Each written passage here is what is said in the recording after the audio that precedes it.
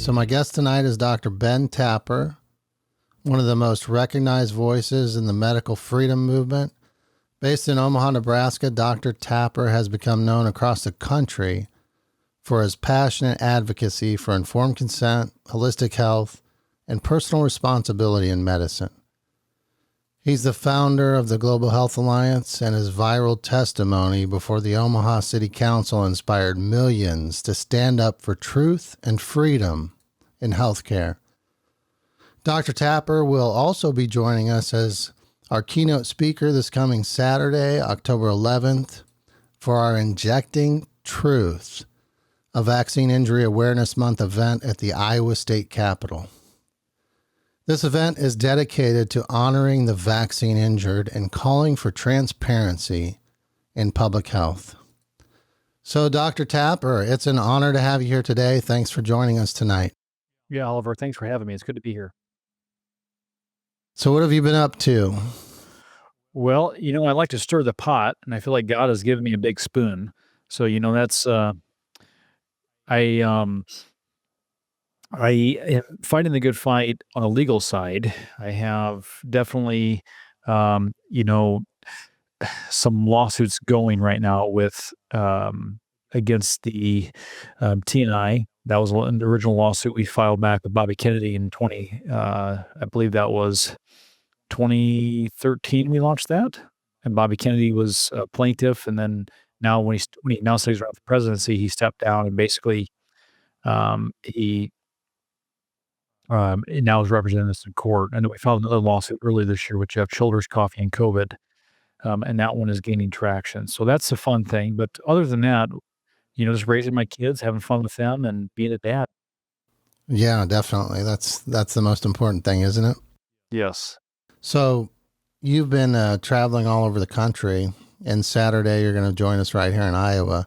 How important is this month, and what message do you hope people take away from the event on Saturday?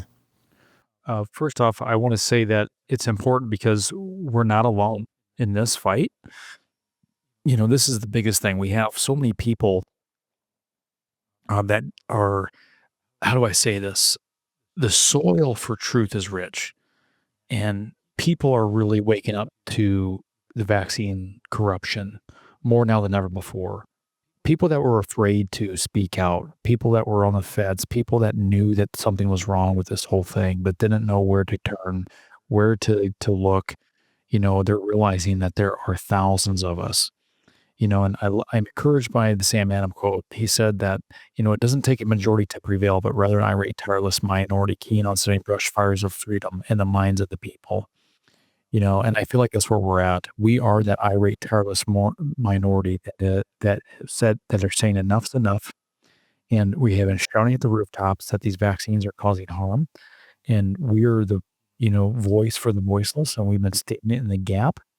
And so, to me, these events are vitally important because it's a movement that is, when we show up and we speak and we can't underestimate the power of our voices. And, there's a saying out there that we never know how far reaching something we may think, say, or do today will affect the lives of millions tomorrow. And I think that's where we're at. That's definitely where we're at. And I think that I always call it the great COVID awakening.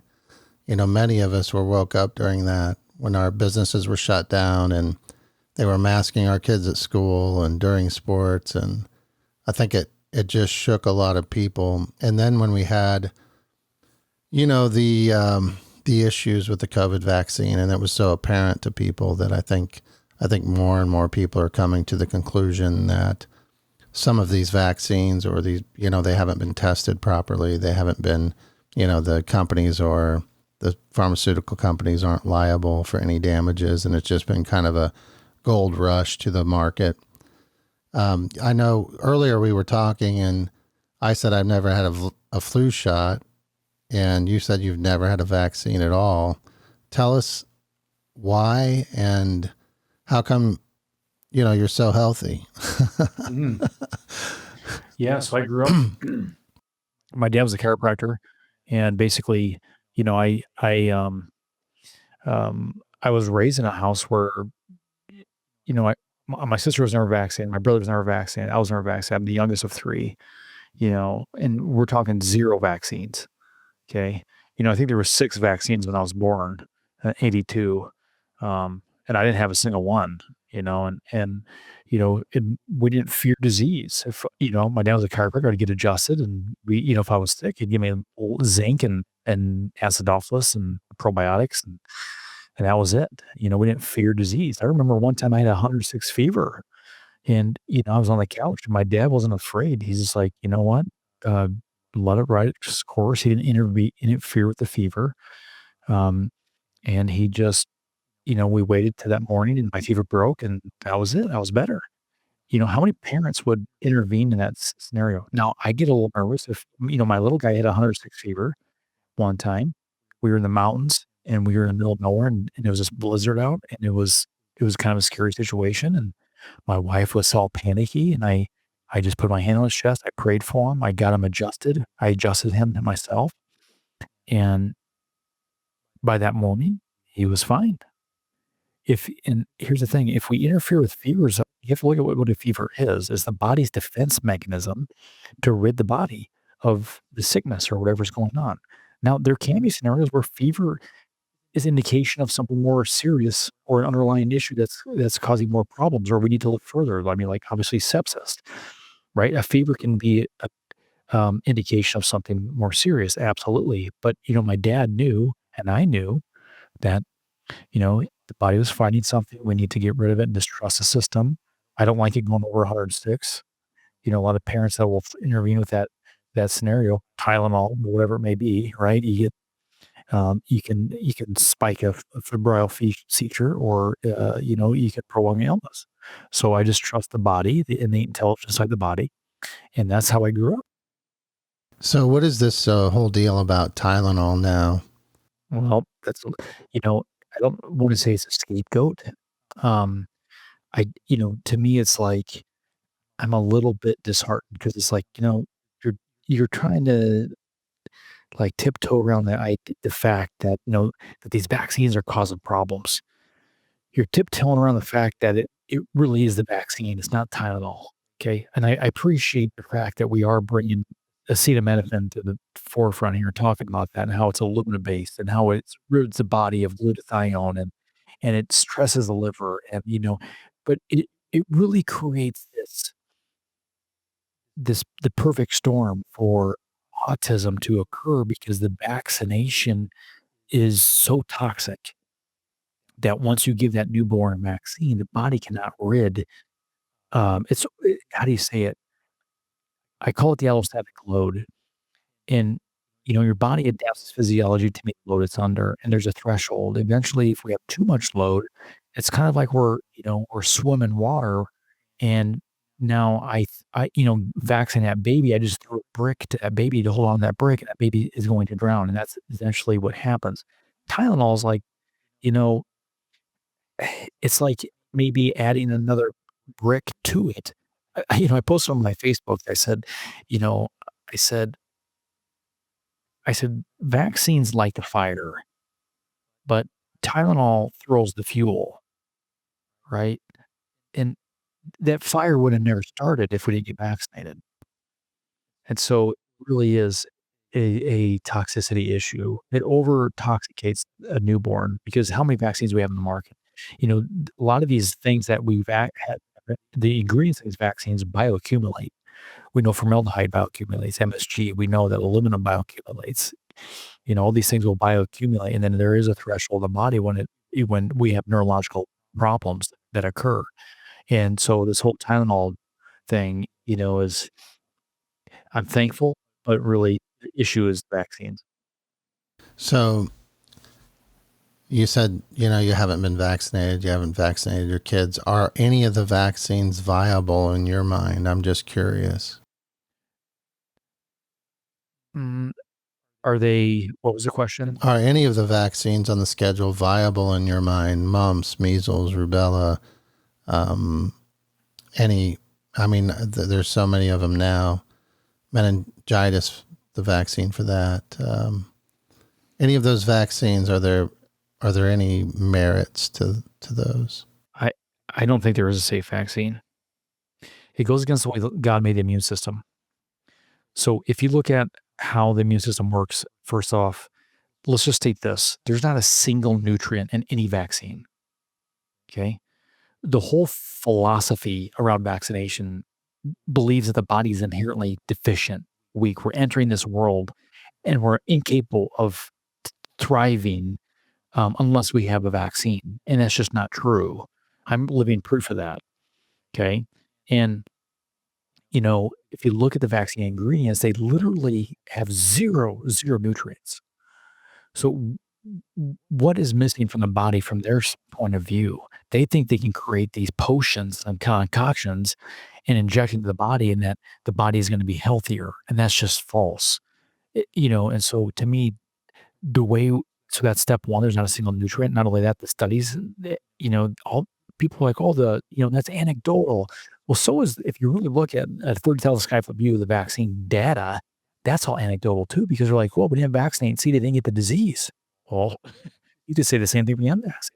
I was never vaccinated. I didn't get any diseases. I'm healthy. Well, speaking of which, what was that Henry Ford study that they were talking about? Yeah, the Henry Ford studies show that the unvaccinated were healthier. Wasn't it like 18,000 people that they studied or something like that? It was insane. What it did was it confirmed that Paul Thomas was correct, that Dr. Noonan out of Pennsylvania was correct. These physicians that have treated patients for thousands of patients for many, many years, they talked about, clinical data. And this is where, Oliver, this is where we need to look. If data is compromised, where do we go? We have to go to clinical data.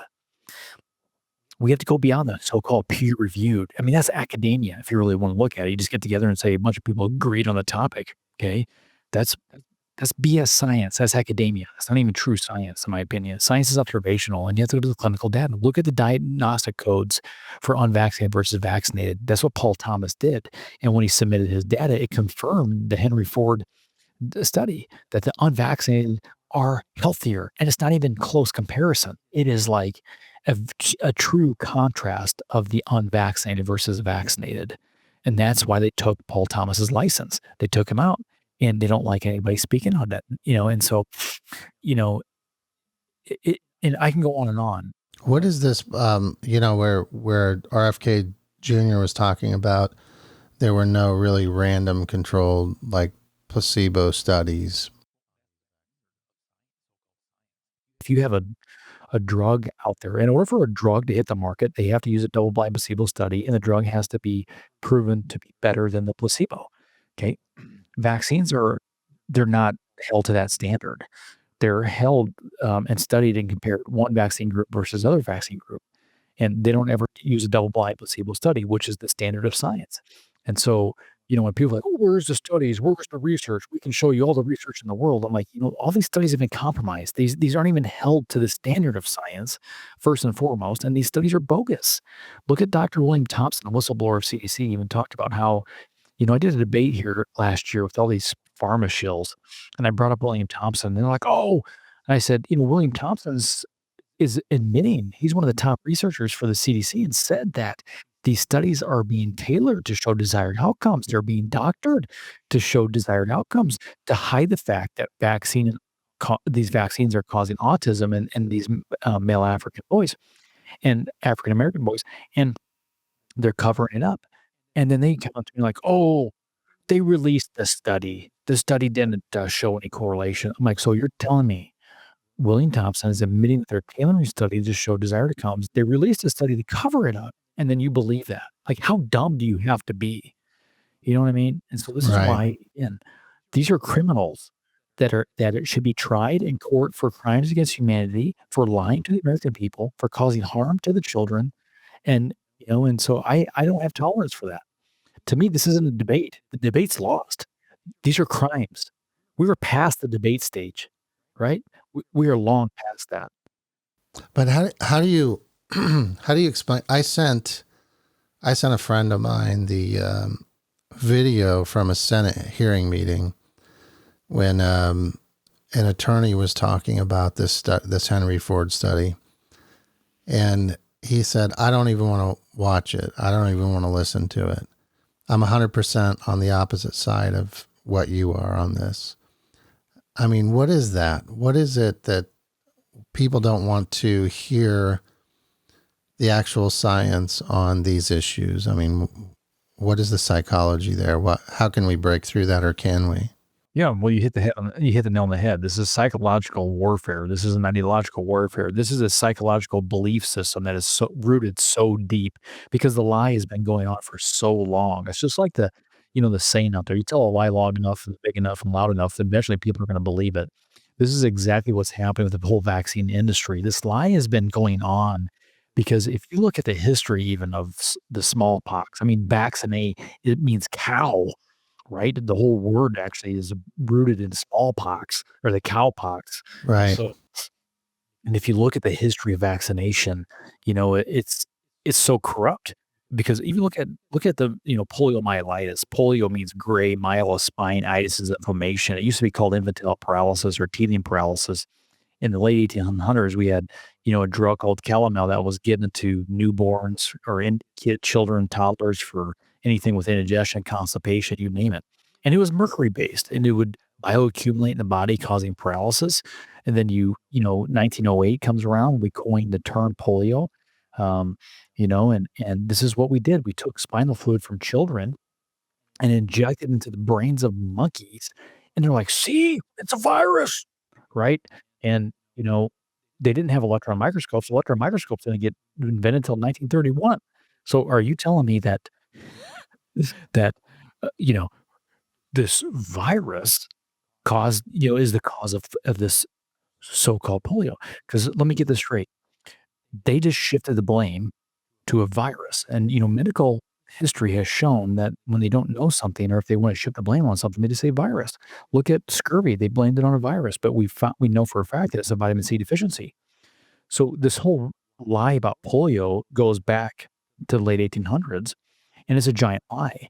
And then if you look at DDT and the arsenic-based pesticides and everything else coming around, and if you read the Moth and Hare Law, you know that Paris green pesticides and DDT were being used and sprayed on children, and it was causing neurological problems like polio. Because if I were to give you arsenic or lead, it would cause inflammation of your gray matter or spinal cord. Well, isn't that polio? So they're shifting the blame to a virus, but big pharma and big ag are to blame. And this lie is so penetrated deep in the minds of the people that when you try to talk to them, they don't even want to hear it. And it's like Mark Twain said, it's easier to fool someone than to convince them that they've been fooled. Right. Right. Yeah. You've probably seen that with quote unquote Dr. Ian Roberts here in Des Moines. Right. Now they're pivoting, but they were fooled, and people protested, and still want to talk about how great of a superintendent he was when he was a con artist. But so what's behind the lie? Why lie? Why create such big lies that cause such big injury? Well, that's a loaded question. To me, a lie this big, a lie that has such a stronghold. To me, it's like the only thing that makes sense that is spiritual. Such a spiritual warfare. There's such a spiritual component to this. Because think about this.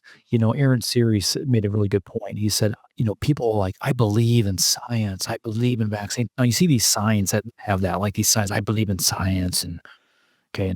And, when you say that, that's a religion at that point. You're putting your faith in that, right? And faith is there's a very deep, deep, deep, deep conviction when you say, I believe in something. I believe in vaccines. Right. You don't say, I believe in ketchup or I don't believe in mustard, or I believe in blah, blah, blah, blah, blah. At that point, it becomes religion.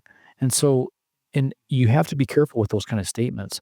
But again, to me, at this point, at this level in the game, it is a spiritual component. I mean, look at the ACIP in 2019 at the vaccine summit.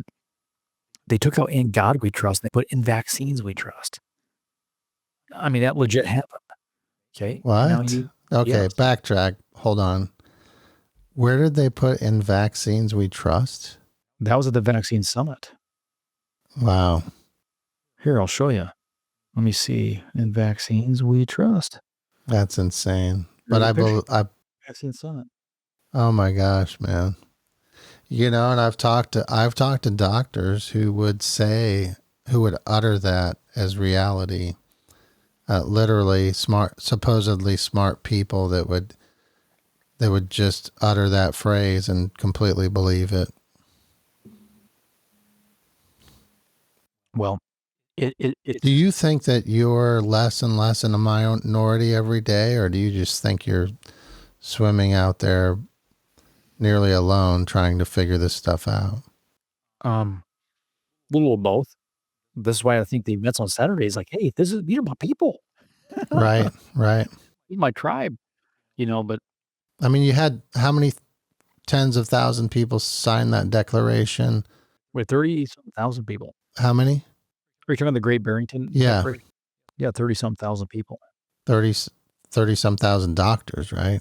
Oh yeah, those physicians, Yeah, 100%. So, physicians. Yeah. but I know, like, okay, so you rewind back prior to 2020. Yes, I felt alone. Okay, especially in 2019 and then 2020.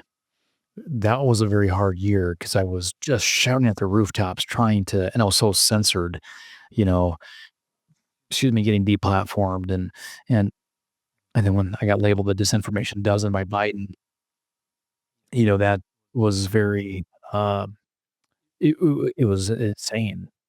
But, we had a campaign called More Than 12, and there were, like, millions of us. I realized that people were reaching out, buying our T-shirts, wearing our T-shirts. I was like, "Yes, Who awareness." else was in that dozen? I can guess a few of them.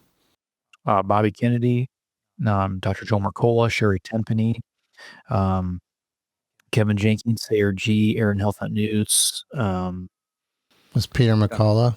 No, Peter McCullough was not. Not yet, huh? Dr. Buttar, Kelly Brogan, Marissa Islam. And I think, am I missing anybody? Oh, Dr. Charlene, or Christian Northrup. Well, and I mentioned earlier before we started that the reason I started this podcast was we were interviewing doctors. We had an event at the Capitol called Free Iowa. And then afterwards, we had a lunch and learn with 40 legislators. And it was supposed to be an hour. It ended up being 2 hours. And the 5 doctors that we brought to the Capitol for the rally spoke to the legislators about, one, about the COVID vaccine and the issues with it, and 2, about the persecution they were under by the medical board for prescribing ivermectin or hydroxychloroquine or anything outside of protocol, which, was about nothing.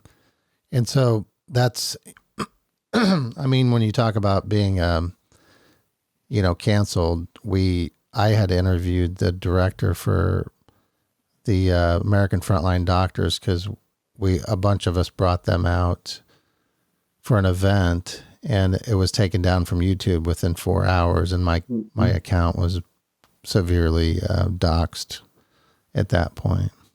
So I was on Rumble for a while, and then finally came back. I mean, it's criminal. There's a saying out there by George Martin: "If you cut a man's tongue, don't prove him a liar, but you're fearful of what he might have to say." And they were afraid of what we had to say because it was at a really vulnerable time for their lie to be exposed. And so they were terrified of people speaking with conviction and speaking the truth because they didn't want people to hear it. And I think censorship is the tool of the tyrant when the lie loses its power. And they were terrified of the truth getting out. I mean, think about that. If they didn't censor us, it would have caused a revival, a revolution overnight. And I firmly believe that. And it was, I mean, they had to scramble. I think Robert Malone had posted some things that went viral, and other doctors had too. And they really had to get right on it and try to censor any dissenting voice. 100%. Of course, in the name of safety, right? In the name of safety, or in our scenario, they said it was hate speech. I mean, it's the Center for Countering Digital Hate. We're in a lawsuit against them, the CCDH. They came out of nowhere in 2020, a nonprofit organization to combat online hate speech. And their very first article that they ever published was against the Disinformation Dozen. Isn't that comical? Wow. Mm-hmm. That's interesting. So what's the most interesting, you've been speaking everywhere for several years now. And was it, I mentioned in the intro, I mean, that was Google. I Googled you that you spoke at a city council meeting, which many of us have done, or school board meetings or things like that. But your testimony went viral. And was that kind of the beginning for you, or what was the beginning of this for you? Well, the beginning of this was, back, how do I say it? Probably my childhood, not being vaccinated, wanting to know the truth about vaccines. Then I started doing a deep dive in, when I got into grad school, really studying clinical immunology, sat in on a lecture back in the day in 2008 about how the government's manipulating data. That lecture changed everything for me with the National Lottery Reporting System, how they're manipulating data to coerce people to get the flu vaccine. And they're lying to the people. So I kept a keen eye on that, and I did workshops on that. Taking my staff to Davenport, Iowa, and buying an article about the Spanish flu that was written over 100 years ago and how they brought in the experimental influenza vaccine, how they manipulated data, they weaponized the common cold through the media, how, they had mask mandates, they had business deemed essential, non-essential, and one of the author of the article literally stated, "We have yet to see any of this so-called virus." And he said, the mask, he said, "This is comical." He said, "Does the mosquito, or does a hawk fence keep out a mosquito?" That was a direct quote over 100 years ago. And I had that hanging in my office, not realizing how big of a role that would have played, that was going to play in my life. And so then we started Nebraskans for Medical Freedom in 2017. Wow. Okay. All these things were playing a role. Like God had his hand on me. It's like Esther 4, I get goosebumps. Like Esther 4:14, you were made for such a time as this. And, in 2019, I held a seminar in the fall. I said, listen, I don't know what's coming, but we have to be proactive or we're going to lose our freedoms. We're going to lose our liberties. I said, look at all this legislation that they're pushing. I said, look at the ACIP. So they stated in the spring of 2019, a year before COVID was deemed an emergency. They said they cannot force vaccinate, but they have to be diligent with a military plan to force vaccination compliance. Okay, what does That's that mean? insane. So you were seeing this in 2019. Yes, and then you have the World Health Organization state that the greatest threat to our health are those who refuse vaccinations. Okay, so then, and then 99%. Let me just ask you, Oliver, you ever heard of the Event 201? Isn't that where they planned this whole thing out and role played it and figured out how to make it happen? Like 4 or 5 months prior to anybody knowing about COVID. Right. Yeah, it was a dress rehearsal. What the fohize was that about? So then, so that all these were occurring. So that's really when, like the fall was like the catalyst. And then January started catching one at COVID. So February I held another seminar and we were in a blizzard and I still had, that room, the conference center, the hotel overbooked. We had people standing room in the back, all the chairs. I said, listen, this is the Trojan horse to implement all this legislation. And I said, make no mistake, a vaccine will follow this. And I said, this is the Hegelian dialectic, the problem, reaction, solution. And I told them they're going to create the problem, they're going to get the people to react. And I said, don't make no mistake, the solution will be the vaccine. Wow. So I uploaded that speech in February, and I got kicked off for 3 months off Facebook. That's crazy. No, what's crazy is that you were predicting it and ready for it. I was running a business and coaching soccer, so They started talking about all the mask stuff, and when I was a kid or when I was younger, I was a drywall finisher, and I would wear an N95 mask before I had the beard. That it wouldn't work, and I would sand drywall, and I would at night I'd have drywall boogers and everything, Oh yeah. and I thought, isn't a drywall particle bigger than a COVID particle? If I can't keep drywall particles out of an N95 mask while sanding drywall, how the hell is that piece of cloth with all the big gaps going to work? That's exactly right. I mean, that was pretty common Crap. sense to me. And then I started talking to doctors about it, and many of them agreed. And so I Mhm. just refused to wear a mask. And the bottom line for me was when they started to try to mask my daughter during basketball. Oh yeah. Like, that's not healthy. I read studies on COPD, and I read a lot of, the studies on masking and vaccines, or not vaccines, masking and viruses. But, we started up when Iowa tried to pass, or they did pass a bill called the Vaccine Passport Ban Bill. Beautiful title, but in the exemptions, they exempted employers and medical facilities. So basically, they had all sorts of discrimination, and that's what we battled for a couple of years was medical discrimination from for people that didn't want to get the shot, or religious exemption and discrimination. Well, I tell you, it's going back to those times. It's just it's so stressful and just really, you know, the mask and everything. Again, it was the mask was there to just keep people frustrated, and like the mask mandates were there. Just wait till the vaccine, get your freedom. Get your vaccine. That's how you earn your freedom. And you don't want to wear that mask, well, get the vaccine. That's why I bucked that system so hard because I knew that the vaccine was going to come. The mask made 0 sense. And it was an IQ test. It was a giant IQ test of compliance and really to see how, who would buck the system, who would stand up against it, and so, like you make a good point with the drywall dust. You know, at the time I was just like, does your underwear stop a fart? You know,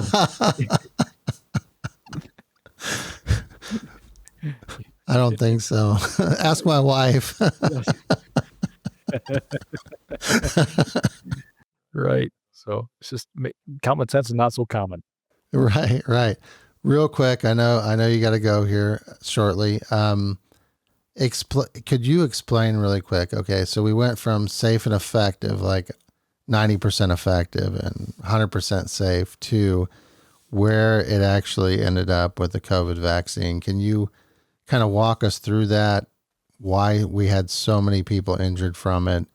And I know I'm asking a lot. I mean, in a few minutes, but give us that in a nutshell.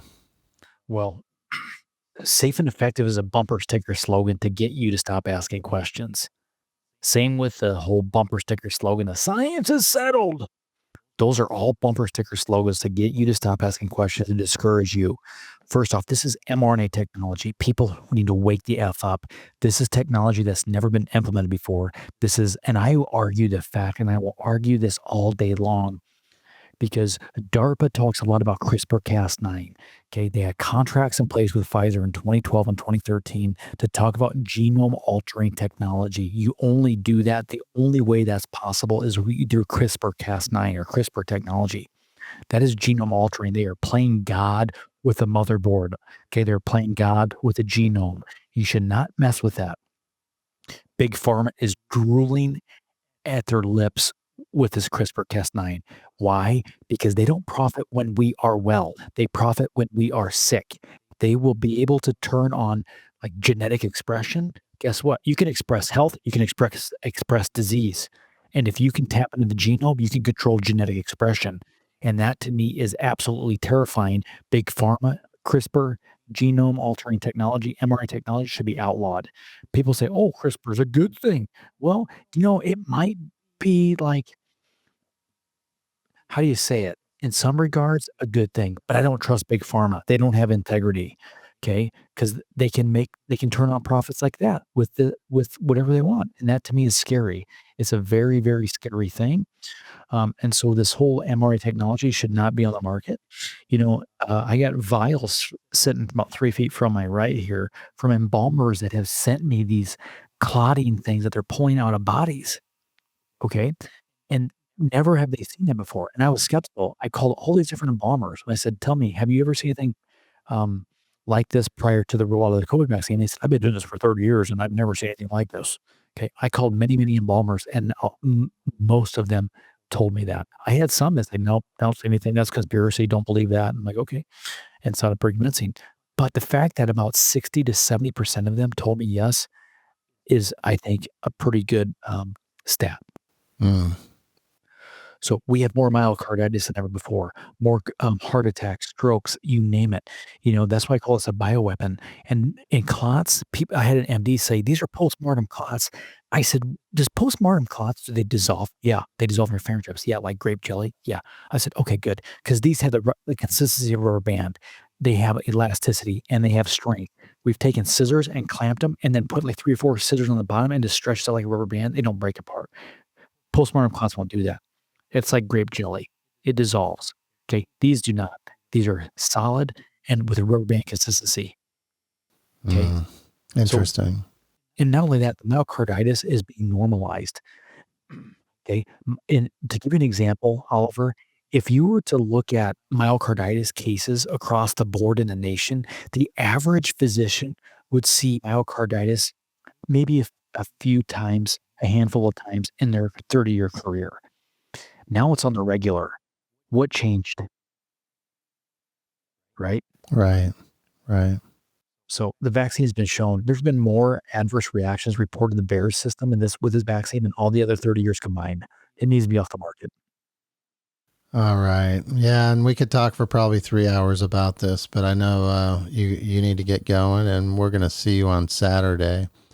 If there's anything else that you would like to leave folks with before we end here, what would it be?